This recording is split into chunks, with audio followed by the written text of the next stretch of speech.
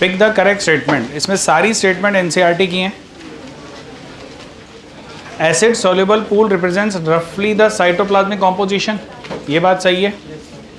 Macromolecule of the cytoplasm and organelles, ये क्या बना देंगे, इनसॉल्युबल फ्रैक्शन। और उसके बाद इनऑर्गेनिक कंपाउंड जैसे सल्फेट, फॉस्फेट एटसेट्रा, ये सब किस में मिलेंगे, एसिड सॉल्युबल। मोर और लेस है सारी statement, if I am not wrong 9.2 और 9.3 की शायद मिक्स हैं। तो वो जो स्टार्टिंग में मैंने आप लोगों को क्लास में भी मार्क कराया था कि 9.2 कहाँ से कहाँ तक पढ़ना है, ये वहाँ की सारी स्टेटमेंट्स हैं। तो इसका आंसर है 4th। नेक्स्ट है how many statements are correct. किसी भी पॉलीपेप्टाइड चेन में हम अक्सर ये कहते हैं, मान लो ये मैंने एक पॉलीपेप्टाइड चेन लिया, आप जानते हो इधर हमेशा कौन सा ग्रुप फ्री होता है और इधर कार्बोक्सिलिक, तो लेफ्ट हैंड पे फ्री होगा अमीनो ग्रुप, राइट पे कार्बोक्सिलिक, तभी तो chain N to C grow करेगी। इसलिए फर्स्ट अमीनो एसिड हमेशा क्या होगा, N वाला ये, और ये सेकेंड होगा। डीएनए के पास क्वाइल होने वक्त ऑप्शन है या तो राइट हैंड क्वाइल होगा या, बट प्रोटीन हमेशा राइट हैंड होता है, ठीक है। तो इसमें अगर ये करेक्शन आपके पास आ गया होगा, how many statements are correct mark करना है, तो ये सारी की सारी स्टेटमेंट्स करेक्ट हैं, तो आंसर है 3rd यानी 3। क्लियर। तो पहले 2 क्वेश्चन में किसी को कोई डाउट? बच्चों प्रोटीन के लिए खास तौर पे याद रखना, प्रोटीन कभी भी लेफ्ट हैंडेड कॉइलिंग शो नहीं करती है, प्रोटीन हमेशा राइट हैंडेड कॉइलिंग शो करेगी। करेक्शन जो हुई थी ना वो मैंने ऑप्शन में करा दी। Yes sir, all statements are correct. आगे क्वेश्चन। चलो जो भी आप आंसर पकड़ो बच्चों, आंसर इसका तीनों स्टेटमेंट सही हैं, मार्क्स आपको पूरे मिलेंगे। क्योंकि मैंने क्वेश्चन में वो भेजा था कि क्वेश्चन में करा दो कि how many statements are correct, तो उस केस में आपने 4th मार्क किया होगा। पर ऐसा मैं ऑप्शन भेज नहीं सकता ना कि 3 भी आंसर होगा 4th भी आंसर हो गया, 3 ही तो स्टेटमेंट है, राइट। तो आपने 3 मार्क किया या 4 मार्क किया है, मार्क्स आपको मिल जाएंगे। नेक्स्ट है mark the correct statement for protozoa. All protozoans are heterotroph and live as predator और parasite, that's true. They are believed to be the primitive relative of animal, ये बात भी सही है। Amoeboid protozoan move and capture their prey by putting out pseudopodia, ये भी सही है। अमीबॉइड प्रोटोजोन्स का मतलब क्या है, सार्कोडीना या राइजोपोडा वाले, ये बात क्लियर है। तो किसी को कोई से भी स्टेटमेंट में डाउट, तो यहाँ सारी स्टेटमेंट सही हैं। और again all the statements are from NCERT topic protozoa 11th, जो एनसीईआरटी में मेंशन है, ठीक है। फिर है members of sporozoa lack locomotory structure, all the members are parasite, true. अब एक चीज सुनो, मैं ये नहीं कहता जिसके पास लोकोमोटरी स्ट्रक्चर है वो पैरासाइट नहीं हो सकता, बट एक चीज सोचो, जिसके पास लोकोमोटरी स्ट्रक्चर नहीं है उसके पास पैरासाइट होने के अलावा दूसरी ऑप्शन नहीं है। स्पोरोजोआ के सारे मेंबर पैरासाइट हैं क्योंकि उनके पास लोकोमोटरी स्ट्रक्चर नहीं है। तो इसमें कोई कंफ्यूजन मत रखना। फिर सुनना, अगर किसी ग्रुप में आपको ये मेंशन मिले कि इसके पास लोकोमोटरी स्ट्रक्चर नहीं है, तो मान के चलना उसके सारे मेंबर क्या होंगे, और वो इसी वजह से पैरासाइट हैं क्योंकि लोकोमोटरी स्ट्रक्चर नहीं है। तो इसका आंसर क्या मार्क करोगे, 1। Blood glucose level concentration in normal healthy individual 4.2 to 6.1 millimole. अगर आप इसको मिलीग्राम पर डीएल में कैलकुलेट करोगे तो रफली ये 70 से लेके 120-130 मिलीग्राम पर डीएल के बीच में आ जाएगा, जैसा आप ब्लड वाले चैप्टर में लिखते हो। अगर मैं आपसे बोलूं हमारी रैंडम ग्लूकोज कितना है, वो होता है 82 पर डीएल। मैं एवरेज आपको बोलूं 100 मिलीग्राम पर डीएल है। डीएल कहते हैं बच्चों डेसीलीटर, डेसीलीटर मतलब 100 ml। इसको अगर आप कैलकुलेट करोगे ना तो रफली 5.5 मिलीमोल्स आएगा। नीचे वाली वैल्यू करोगे और ऊपर वाली पे जाओगे तो ये रेंज आ जाएगी जो आपने लिखी हुई है। और वैसे मैंने क्लास में भी मार्क कराया था, आर्टिकल 9.9, 9.10, 9.11 ये तीनों आपको पढ़ने हैं। तो ये 9.11 की स्टेटमेंट है। क्लियर है।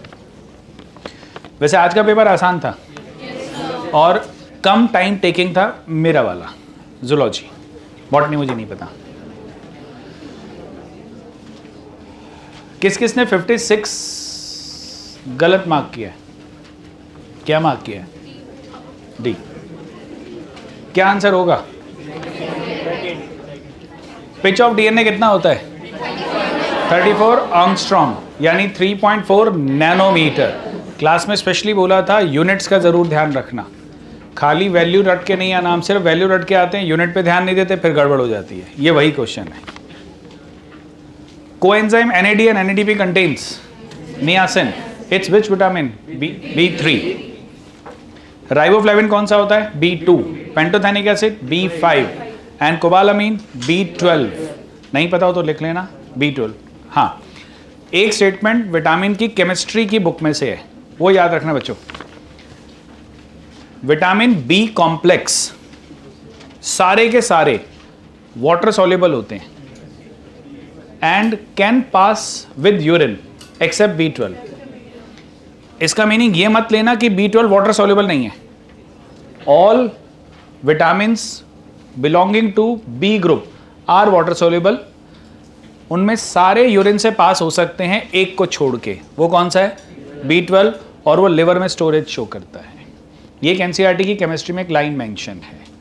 हो सकता है उन लोगों ने विटामिन कराए हों या नहीं कराए हों, बट ये स्टेटमेंट पढ़ लेना। If I am not wrong, NCERT के किसी लेफ्ट पेज के मिड पैराग्राफ की लास्ट लाइन है, चेक कर लेना एक बारी।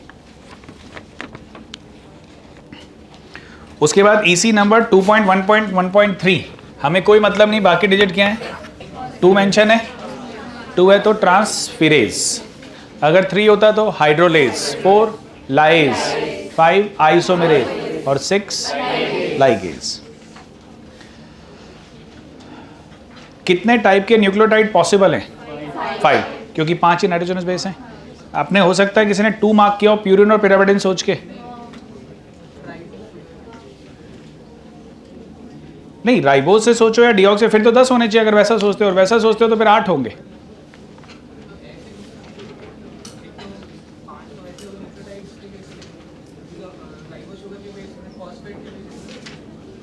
उतने नहीं सोचना, उतनी ऑप्शन ही नहीं है। 5 इस बेस पे आएगा कि आपके पास adenine, guanine, thymine, cytosine, uracil 5 base हैं। अगर जो आप सोच रहे हो कि मुझे फॉस्फेट के बेस पे भी सोचना है, जैसे AMP, ADP, ATP, बट तीनों हैं तो एडेनिलिक एसिड, काउंट तो एक होगा। अगर आपने कहा GMP, GDP, GTP है तो गुआनिलिक एसिड, काउंट तो एक ही होगा। अगर राइबोज और डीऑक्सीराइबोज पे सोचना है तो मैं कह सकता हूं ये डीऑक्सीराइबोज में नहीं होगा, ये होंगे, और ये शायद राइबोज में नहीं होगा, बट tRNA में T लूप होता है, और वो अकेला ऐसा RNA जिसमें थायमिन होता है। तो ऐसे क्वेश्चन में जब ऑप्शन सिंपल दिए हैं तो आपको सोचना है 5 न्यूक्लियोटाइड हैं, 5 नाइट्रोजनस बेस हैं, तो 5 ही न्यूक्लियोटाइड मार्क करने हैं, राइट।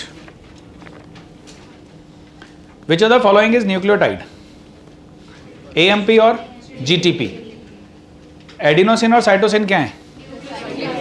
यही तो गलती कर रहे हो। एडिनोसिन न्यूक्लियोसाइड है, साइटोसिन नाइट्रोजनस बेस है।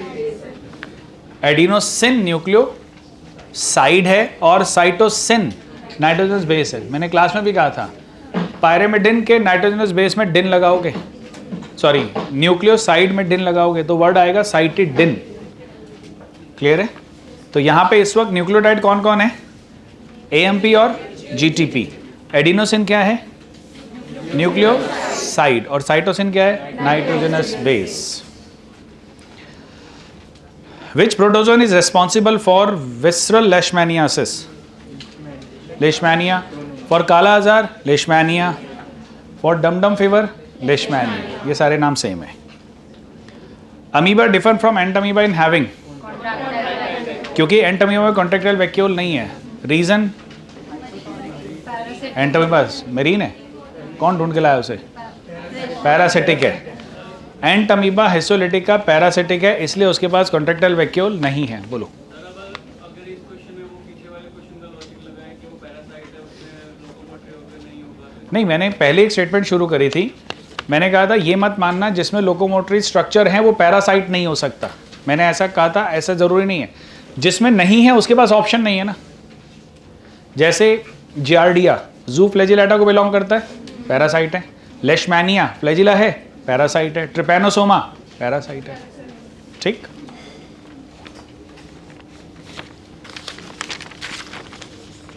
Defence particle in paramecium, basal body का काम फ्लैजिला बनाना या सीलिया बनाना। पैरामीशियम में तो सीलिया बनेगा, फ्लैजिला कहाँ से आया? Infective stage of entamoeba histolytica is tetra nucleate cyst stage. Quadri का हो या टेट्रा का हो, ये दोनों माइन्यूटा फॉर्म है। When a marine water protozoan is placed in fresh water, magna feeding form होती है और माइन्यूटा स्प्रेड होने वाली।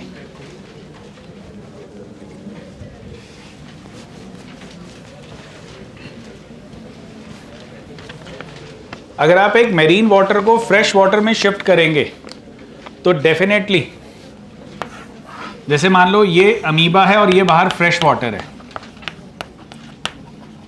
फ्रेश वाटर साइटोप्लाज्म के कंपैरिजन में कैसा बिहेव करेगा? हाइपोटोनिक। तो बाहर से पानी अंदर आएगा, अंदर आएगा तो अमीबा बर्स्ट हो सकता है। बर्स्टनेस बचाने के लिए इसको अपने पास क्या रखना होगा? कॉन्ट्रेक्टाइल वैक्यूल, ताकि एक्सेस वाटर को बाहर फेंक सके। आप याद रखना कॉन्ट्रेक्टाइल वैक्यूल का function, it helps to excrete out waste and as well as helps to eliminate excess water. बच्चों ये एक्सेस को बाहर निकालेगा, कम पानी को बढ़ाएगा नहीं, ज़्यादा को कम ज़रूर करेगा। तो सिर्फ दो ही स्टेटमेंट रखना, कॉन्ट्रेक्टाइल वैक्यूल एक्सक्रीशन में हेल्प करता है और एक्सेस वाटर निकालने में हेल्प करता है। तो इसका आंसर फर्स्ट।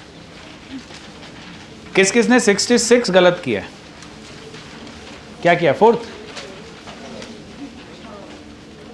फर्स्ट क्यों गलत है? चलो सारी ऑप्शन देखते हैं। Lysine, glycine, thiamine. थायामीन तो विटामिन B1 है, वो नहीं हो सकता।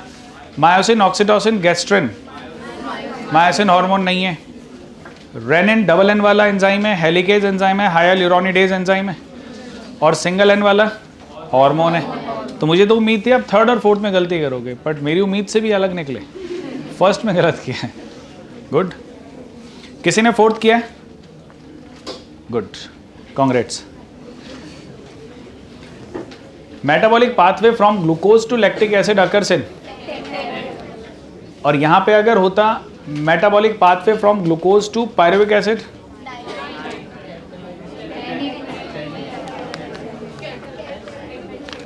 वो लाइनें पढ़ लेना जो एनसीईआरटी में बोली थी। एक जगह 10 एंजाइमेटिक स्टेप है और एक जगह 10 मेटाबॉलिक स्टेप है, right? Then 68 A DNA is characterised by, ये राइट हैंडेड है और 11 बेस पेयर है, तो आंसर इज थर्ड। अगर एक पर्सन ने ग्लाइकोजन खाया और उसमें 5 जगह ब्रांच है तो आइसोमाल्टोज कितने मिलेंगे? 5 ही मिलेंगे, क्योंकि पर ब्रांच 1,6 बॉन्ड होगा। पर ब्रांच 1,6 बॉन्ड होगा, तो 5 ब्रांचेस, तो 5 जगह से आपको क्या मिलेगा? आइसोमाल्टोज। किसी को डाउट? किसने गलत किया? किसी ने गलत नहीं किया?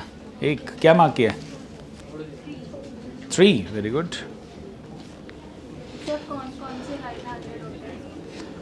सारे डीएनए राइट हैंडेड हैं जेड को छोड़ के।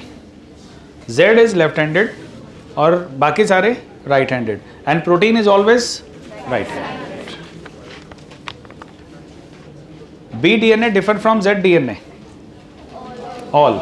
कॉइलिंग भी डिफर होगी, डायमीटर भी डिफर होगा और बेस पेयर भी डिफर होगा। अगर मैं यहां कहता बी डीएनए डिफर फ्रॉम ए, तो आप कहते कॉइलिंग डिफर नहीं होगी, बाकी चीजें डिफर कर सकती है। Most abundant carbohydrate on earth, अगर यही क्वेश्चन होता मोस्ट अबंडेंट कार्बोहाइड्रेट प्रोटीन, तो rubisco. Second most abundant chitin. Cellulose, chitin और हेमी सेलुलोज में से हेट्रोपॉलीसेकेराइड कौन है? Hemicellulose. Hemi is hetero, cellulose is homopolysaccharide, chitin अब की एनसीईआरटी में होमो है, पिछली एनसीईआरटी में हेट्रो था, तो दोनों ऑब्लिक करके लिखवाए थे। सिचुएशन देख लेना वहां क्या है। Pick the non steroidal molecule. Vitamin D steroid है, कैल्सिट्रायल स्टेरॉयड है, कॉर्टिसोल स्टेरॉयड है, तो यहाँ क्या आएगा? एड्रेनालिन। पॉरफायरिन हेड, हाँ यहाँ फंसे होगे पक्का। किसी ने 1 मार्क किया होगा, किसी ने 2। एनसीईआरटी के हिसाब से 2 है, और वैसे सोचोगे तो फिर 1 कंसेप्ट भी बनता है। तो मैंने जान के दोनों दिए थे कि प्रायोरिटी आपको किसको देनी है, और एनसीईआरटी की एग्जैक्ट लाइन है porphyrin head is prosthetic group in catalase and peroxidase। 74th, melanin is synthesized by tyrosine. Mark the correct statement for morphine. It's an alkaloid, ये सेकेंडरी मेटाबोलाइट है, ये एनाल्जेसिक इफेक्ट देता है, ये anaesthetic effect देता है। याद करो ये ओपियोइड नार्कोटिक है, ये सीएनएस और जीआईटी दोनों पे बाइंड होता है। याद आ रहा है? कैनाबिनॉइड ड्रग्स वाले में बाइंड होता है सिर्फ सीएनएस पे, ये बाइंड होता है सीएनएस और जीआईटी दोनों पे, और ये ओपियोइड है। तो ड्रग्स वाले जो पॉइंट थे आप वो यहाँ ऐड कर लेना, उससे ये क्लियर हो जाता है। अब मैं यहाँ रुक रहा हूँ 75 तक। किसी को कोई डाउट है, पिछला कोई क्वेश्चन रिपीट करना है तो बताओ। 75 तक किसी भी क्वेश्चन में कोई डाउट? 69। मान लो आपके पास कोई एक ग्लूकोज का पॉलीमर है और ये एक सर्कल ग्लूकोज है। ये जो बॉन्ड होता है ना बीच में, ये हमेशा कौन सा होता है? अल्फा 1,4। जब ये ब्रांचिंग शो करेगा तो ये वाला बॉन्ड कौन सा होगा? अल्फा 1,6। ये टुकड़ा जब डाइजेस्ट होके बाहर आएगा, इसको क्या नाम दोगे? आइसोमाल्टोज। तो 5 जगह ब्रांचिंग है, तो कितने आइसोमाल्टोज बाहर आएंगे? 5 ही आएंगे ना।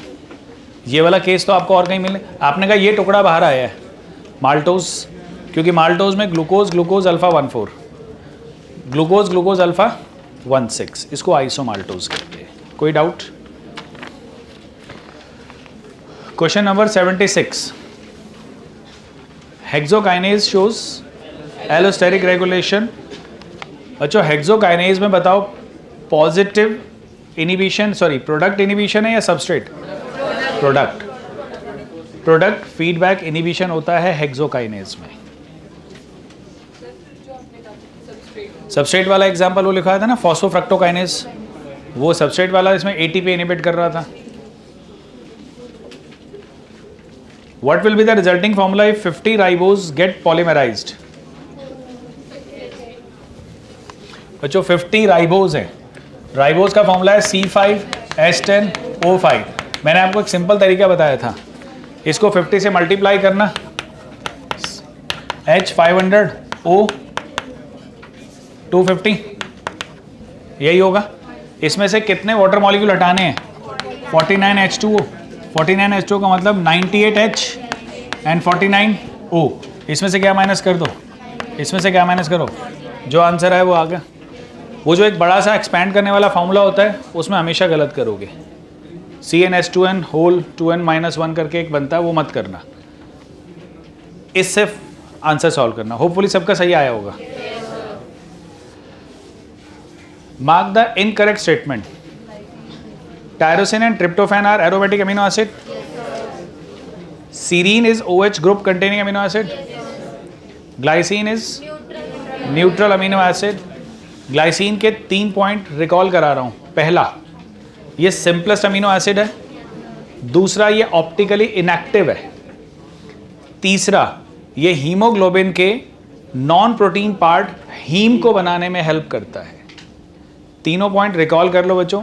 ग्लाइसिन सिंपलेस्ट है, ग्लाइसिन ऑप्टिकली इनएक्टिव है, और ग्लाइसिन हीमोग्लोबिन के नॉन प्रोटीन पार्ट हीम को बनाने में हेल्प करता है।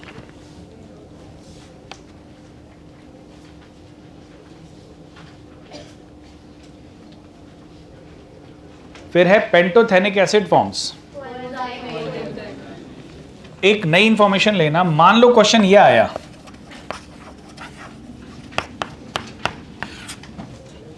पहले मैंने क्वेश्चन ये डाला था, फिर मैंने हटाया। मैंने कहा आपको मैंने शायद इंफॉर्मेशन नहीं दी थी। कोएंजाइम 1 पूछा गया तो NAD, कोएंजाइम A पूछा गया तो पेंटोथेनिक एसिड। अगर कोएंजाइम 1 आया तो NAD और कोएंजाइम A आया, तो आंसर जो आपका ये क्वेश्चन है।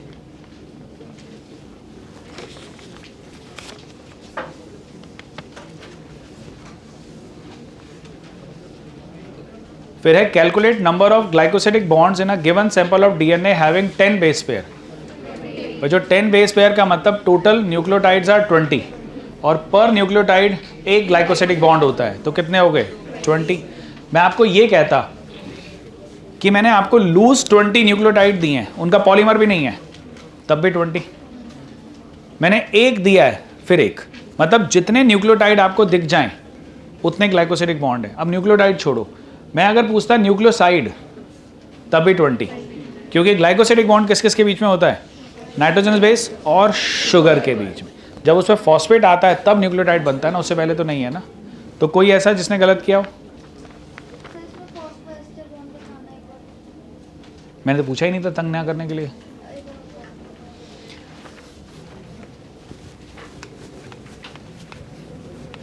यहां 10-10 के 2 स्ट्रैंड है, ये 10 हैं तो यहाँ 9 डायस्टर होंगे,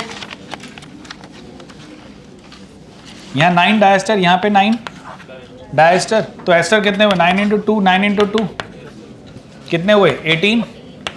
एक 5 एंड पे फ्री होगा, एक यहाँ फ्री होगा, तो +1। ठीक, कोई डाउट किसी को यहाँ तक, कोई कंफ्यूजन?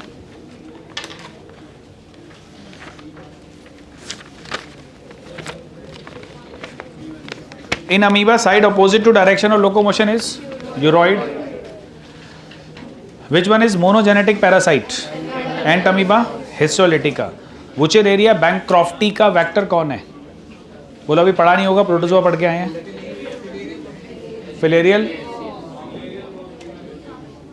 फिलेरियल वर्म तो बुचेरेरिया बैंक्रॉफ्टी का दूसरा नाम है, क्यूलेक्स। टीनिया सोलियम का secondary host solium pig. Plasmodium vivax female Anopheles.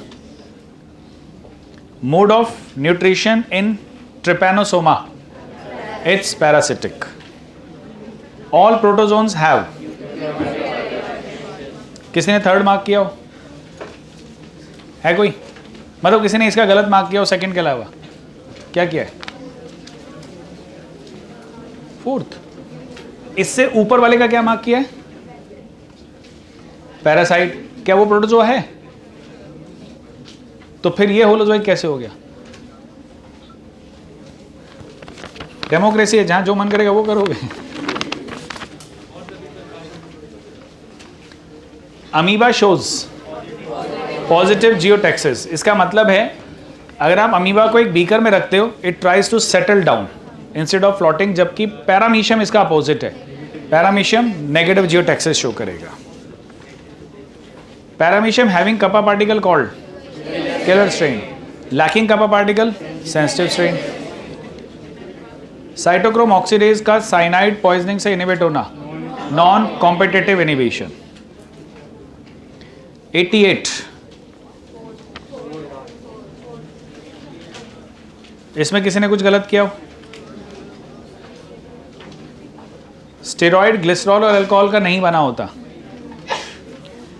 फिर है इसमें ढूंढना है आपको एलेनिन, इट्स सेकंड, क्योंकि अगर R ग्रुप CH3 है तो वो क्या हो जाएगा? Alanine. Read the following statement related to enzyme and choose the correct answer. Rate of enzyme catalyse reaction depends on hydrogen ion concentration. ये सही है, मतलब ये कहना चाह रहे हैं pH। क्या सबस्ट्रेट कॉन्सेंट्रेशन डिपेंड करती है? ऑफ कोर्स करती है। तो ये वाली स्टेटमेंट गलत है और बाकी सारी स्टेटमेंट सही हैं। So 4th, all statements are correct except B। Then find out the correct option with respect to monosaccharide and their example. It's 3rd answer. First का आंसर जो 91 का जो गैलेक्टोज है वो अपने आप में क्या है? हेक्सोज। सुक्रोज क्या है? डाइसैकेराइड। राइबोज क्या है? पेंटोज। और माल्टोज डाइसैकेराइड, जो ग्लूकोज प्लस ग्लूकोज का होता है। ये हो सकता है कुछ लोगों ने छोड़ दिया हो, ऑब्वियस है छोड़ा होगा जब ऑप्शन में है तो। इनमें से कौन कौन डाइसेक्राइड है बच्चों? जाइलोज नहीं है, अराबिनोज नहीं है, राइबोज नहीं है, गैलेक्टोज नहीं है, मैनोज नहीं है, जाइलोलोज नहीं है, फ्रक्टोज, डाईहाइड्रोक्सीएस्टोन, माल्टोज, लैक्टोज, ट्रीहेलोज, सुक्रोज और सेलोबायोज, ये 5 हैं। हेपारिन आपको मालूम हो एंटीकोगुलेंट है और ये म्यूकोपॉलीसेक्राइड की कैटेगरी में जाता है। तो 92 में किसी को कैलकुलेट करने में कोई डाउट? 93 जो गिवन स्ट्रक्चर है वो अपने आप में लेसिथिन है और लेसिथिन का काम सरफेक्टेंट की तरह काम करना है ताकि एल्वेलाई में गैस एक्सचेंज को प्रमोट किया जा सके। Which are the following amino acid represented by letter Y? It's tyrosine. बच्चों इसमें सबके लिख लेना, सबके नहीं, 2 के मुझे पता है।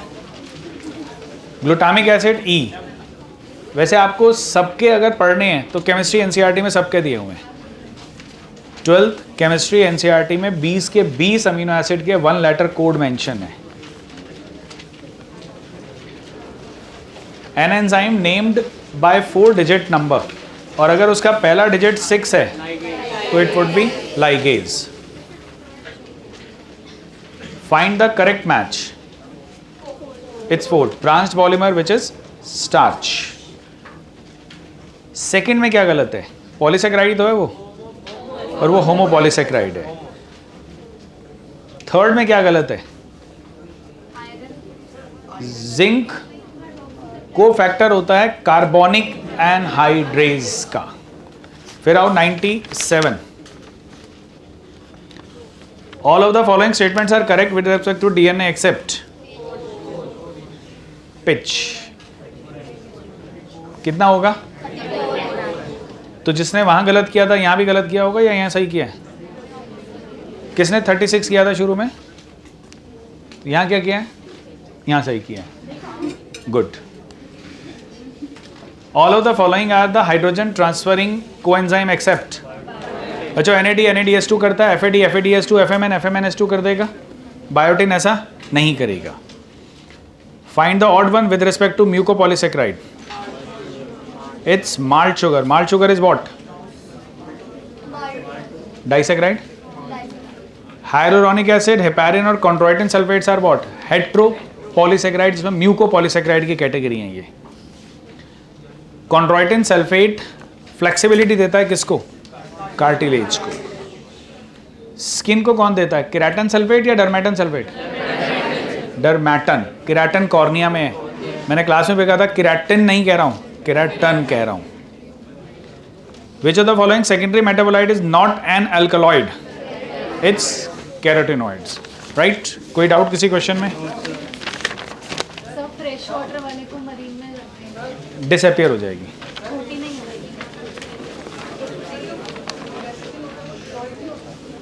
फॉस्फोलिपिड। फॉस्फोलिपिड की पहली टाइप लेसिथिन लिखवाई थी। स्टेरॉइड साइक्लोपेंटेनो परहाइड्रोफेनेंथ्रिन।